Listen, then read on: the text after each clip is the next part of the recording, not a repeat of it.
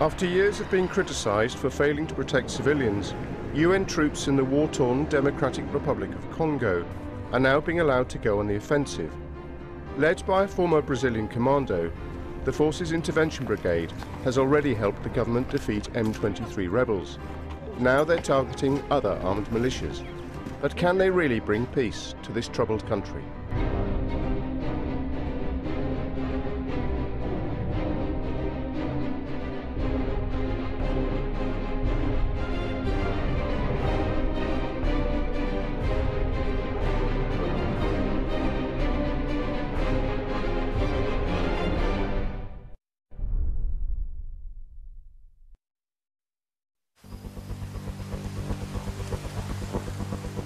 In a land awash with weapons and violence, one man is on a mission to change peacekeepers into peacemakers. Brazilian General Carlos Santos Cruz. For the first time in the history of the United Nations, international troops are allowed to take the initiative and use force against rebel groups to defeat and disarm them. They've been sent here to the Democratic Republic of Congo. We have a mandate to neutralize armed groups. And then, when we finish one, immediately we move ahead to continue our obligation. General Santos Cruz wants the armed groups hiding in the forests and mountains to understand his mission. We are going to protect the civilians, eliminate and neutralize the threats. We go to the threat. We are not going to wait the threat to come here against the civilian. But can he bring peace to a nation scarred by years of fighting and war? We need to promote the human rights even by force. That's our role here, to bring peace even by force if needed. He doesn't underestimate the task ahead. He knows the stakes are high. One mistake in one shot kill or you injure the wrong person, that's the risk. Success to this disaster, you have a very thin line.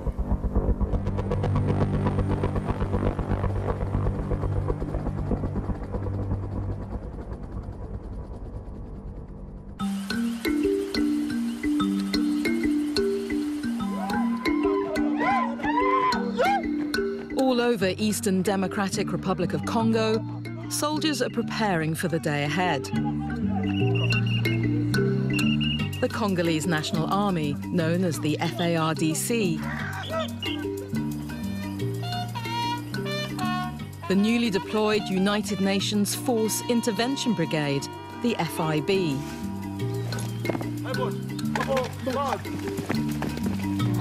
And General Carlos Santos Cruz, a 62-year-old commando from Brazil. He's the current force commander for the United Nations mission in Congo, MONUSCO, in charge of over 20,000 troops from 50 different nations. He's a really tough man, but it's great. I'm lucky he's double of my age. Eastern Congo has been engulfed in violence for nearly 2 decades, and the civilian population has borne the brunt of it. It's estimated that nearly 6 million people have died, and many hundreds of thousands have been wounded or raped. In March last year, the UN Security Council, after years of ineffective peacekeeping operations, decided to give UN forces in Congo a mandate to go on the offensive. As the man put in charge, General Santos Cruz was handed his toughest ever assignment. The dimension of the human catastrophe we have here, the level of violence, we have millions of civilians dead in consequence of the conflict in the last years, more than all the conflicts in the world. Our challenge is to bring peace and to protect this population from the daily violence we have here.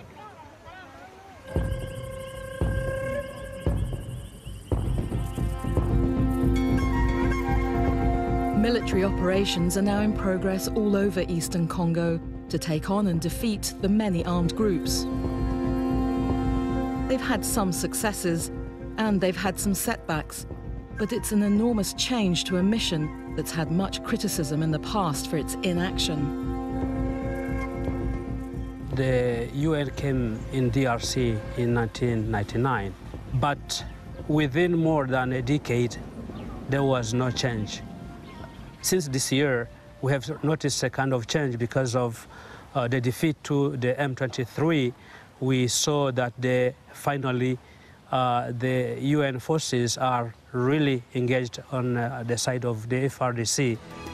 The UN says it's the end of the M23 rebel group in the Democratic Republic of Congo. But though the fight against the M23 rebels may be over, there are several other militias that still pose a threat.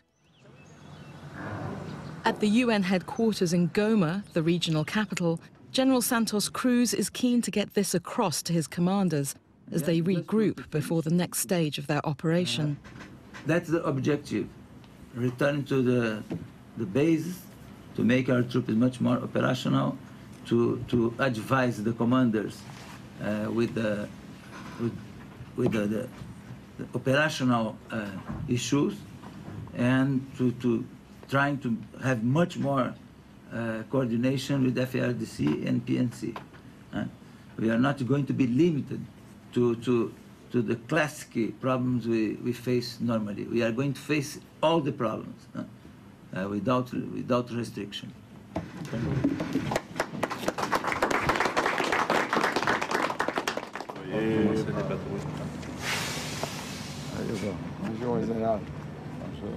The new mandate means that the UN is working very closely with the Congolese army.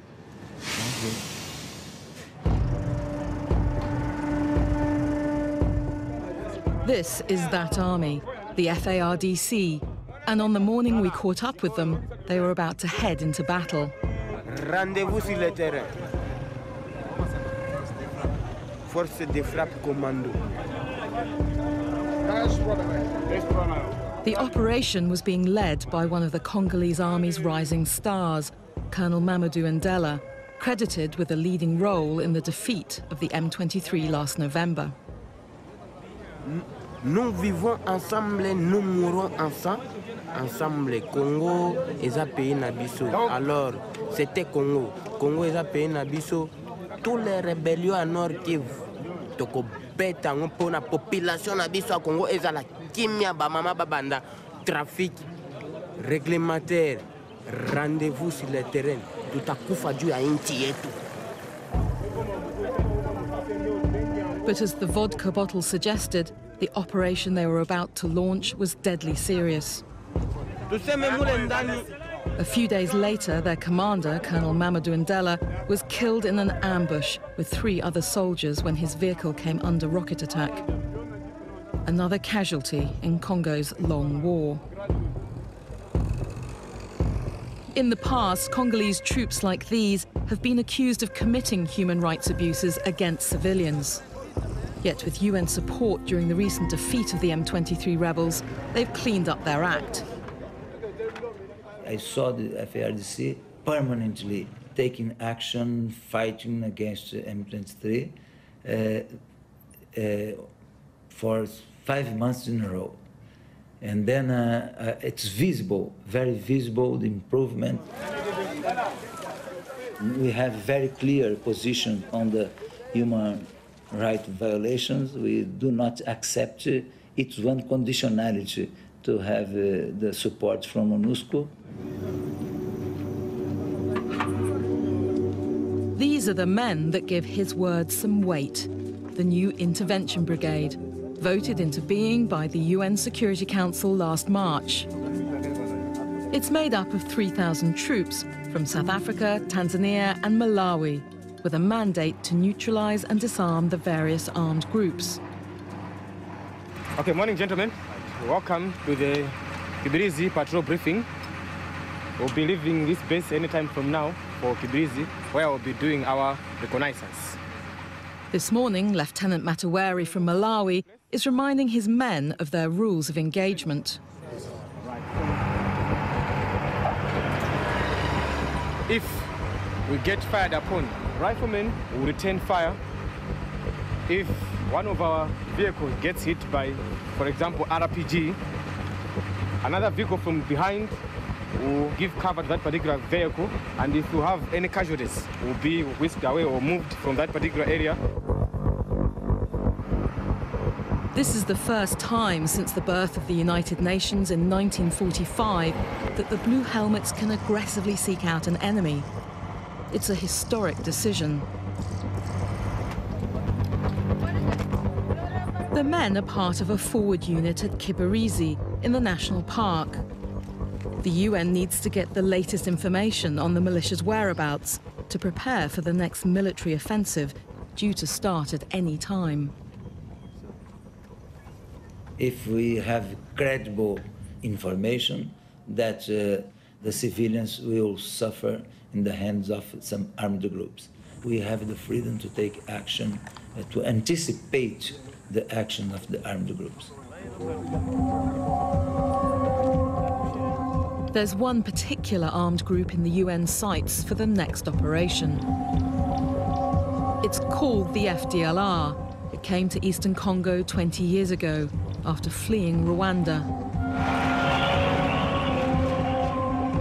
Its founders are accused of taking part in the mass killings of nearly 1 million people, the genocide in Rwanda of 1994. They've been attacking villages ever since. It seems they're close by. Mnasema ambazo mnajua kwa FDLR inapatikana labda sehemu hii? Hapana, hakuna grupu ya mengine, ni FDLR tu, mabiko na kikundi mbili. Barudi na bafoka. Hapa mbele yangu position mbili, foka na rudi. Na ingine force ya bumoya nyuma yangu. Apepre mirangi. Axe mirangi. Tuko na FDLR mbele na nyuma. Sisi tuko hapa. After 2 decades, the rebel militia has put down roots in the region. Many local people married into the FDLR and had families together. Si ule ba FDLR bashagawia hapa sana. Mashamba za maraia ziko mopori kwenye FDLR zinadhibiti. Ni kusema wanakutanana. Ile ni mambo ya raia na FDLR. The soldiers have had a successful meeting, and Captain Jakame has gathered information useful for the next military operation. They have given us about 3 positions where, or locations where FDLR is found in the area. Every armed group knows that anytime now they will be disarmed forcibly. That's why we are busy, gathering intelligence so that we can carry out our operations in a thorough manner. General Santos Cruz recognizes that this new ability to act must be treated with respect if the mission is to succeed. Freedom means you need to have as well a responsibility with the human rights, responsibility with the mandate, with the rules of engagement, with the international and humanitarian law. It's a lesson he's learned the hard way. Previous engagements for the UN have included heading up a force that disarmed dangerous criminal gangs in Haiti. I do my job based on some principles. We need to give initiative to our troops, to our staff. We need to be focused on our mandate and the rules of engagement. The motivation we have here is a psychological motivation. We do things for the people only. We fight for them. Today, the general wants to see the results of a recent intervention brigade operation. He's going to Pinga. It's a remote village and difficult to access, so he's flying in by helicopter. He's asked the pilot to fly low so he can see the conditions of the roads and the forests where the armed groups are hiding. Recently, 3 days ago, is one route that was released from the armed groups, the presence of the armed groups. And then we are going to observe the movement of the population along the roads, and we go to land in Pinga.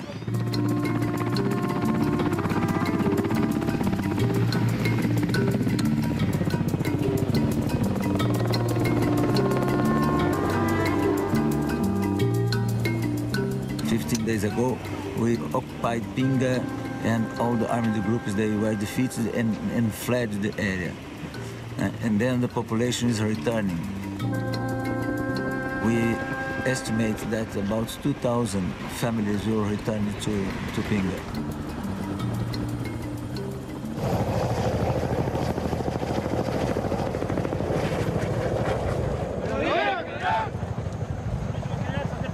First stop is a base manned by Uruguayan soldiers, fellow South Americans. The UN mission in Congo has had the responsibility to protect civilians for many years and has been heavily criticized for not doing so in the past. As survivors of atrocities in Pinga can testify. This woman, Aline, witnessed the leader of the militia group Mai Mai Cheka murder her husband in the most brutal way. Sa Cheka alifikaka pale na wasodaki akakamata wanangu akamsalimu kamataka pale akamkata kichwa. Sababu alikataka ile kichwa kakamata mkuki akaingiza ile kichwa. Choba kaenda wasodaki wakaenda na ile kichwa biko natembea nayo. Ile sodama alikuwa mbele na kamata ile mkuki biko naenda na biko natembea na siwasha tufunga kamba nyuma. Kichwa wakafaa siku mbili biko nakitembeza mugini yote.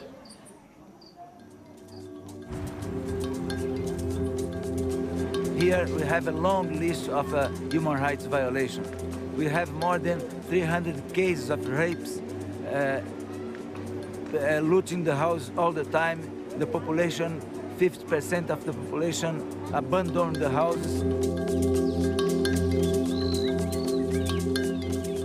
At the hospital, Kabuya is recovering from being raped.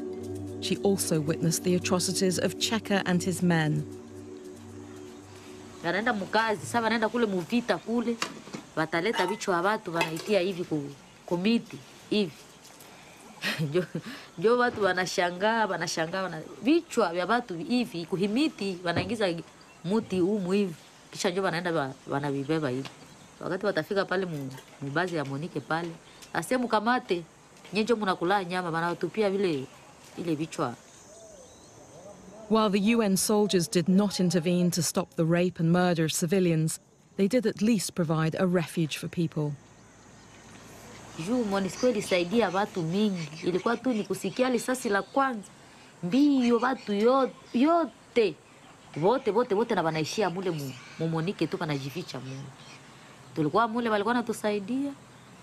Sasa vita napigana tunakosa na wakati ya kutoka nje, wanatupatia walikuwa wanatusaidia hata na chakula.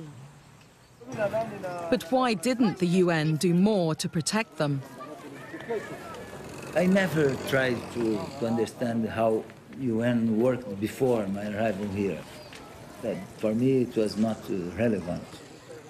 Since the moment I came here, I'm very focused on the problems I have in front of me and not what happened before. We are very happy to see along the roads, even in this rainy season, people returning to the houses you see abandoned for so long time.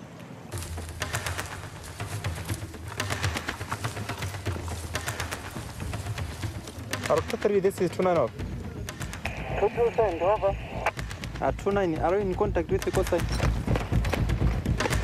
We just received information this morning that one of the armed group leader is hiding in the locality of this village over there.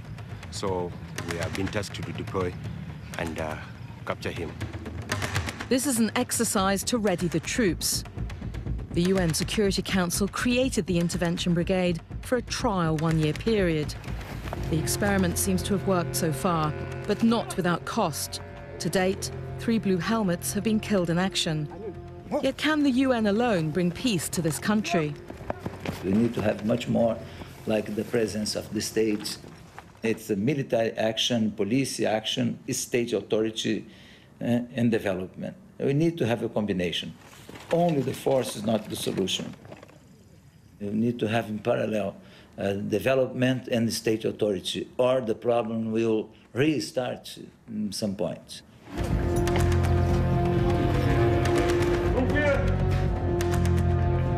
It's still a beginning. That's why we think that the government of DRC should also snatch this opportunity now to train their troops and try to build its security sector so that this can be a lasting solution. Otherwise, it will be the same situation after 3 years, 4 years, 5 years after the FIB or MONUSCO has gone.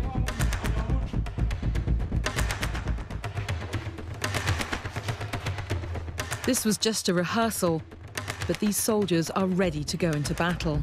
Because we have undergone so much intensive training, beginning from right away Malawi and here as well. So we are more than ready, in other ways, I can say. We are ready for anything. If we receive an order to follow up any armed group, we are ready for that. That is our posture that we are doing, that's what we are practicing every day. That's the way we are motivating our troops to protect the population. We need to consider how important it is to isolate the problems inside Congo and not to let the armed groups cross the border because it affects the relationship between countries.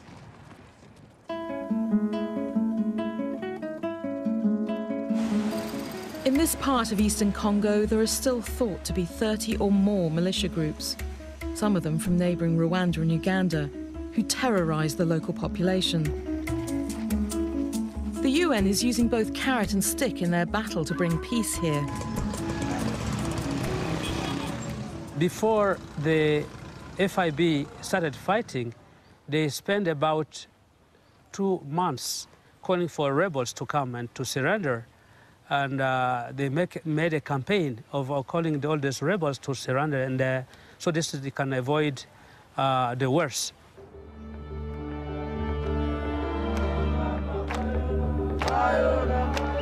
So far, well over 2,000 militia, both men and women, have surrendered their weapons.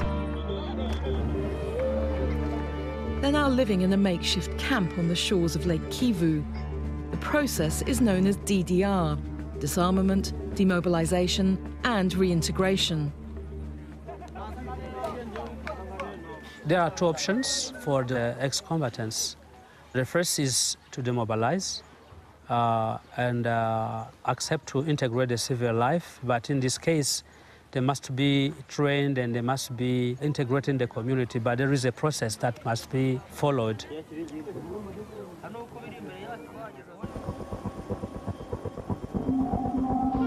Back in his helicopter, General Santos' Cruz is keeping a close eye on what happens next. And he's called up the latest technology to help him. For the first time, the peacekeepers here are deploying unarmed surveillance drones to monitor rebel activity near the borders with Rwanda and Uganda. It's another sign that the UN is taking its role here seriously. But already halfway through his own 1-year appointment, the general knows that whatever progress towards peace his forces made, those gains are still very precarious. When I leave DRC, I want to have the feeling that I helped to create a better situation, if not a better life, at least a better situation. But we need to work very hard to continue with the same level of results. Because if we rest a little, we are going to fail.